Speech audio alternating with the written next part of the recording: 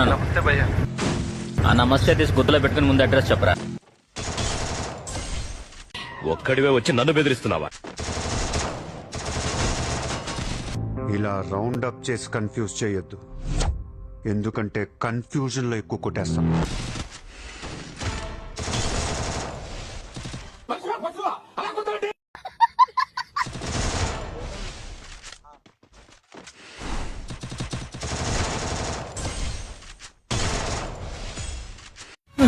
కొంచెమైనా ప్రాణాల మీద భయం ఉండాలి సార్. వేళ వీడి రోజు చస్తే నా మాటని నెరవేర్చే యోగ్యత వీడికి లేదనుకుని మర్చిపోతాను.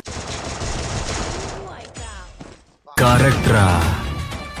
జీవితంలో భయం ఉండాలి, ఆ భయం గుండెలో ఉండాలి.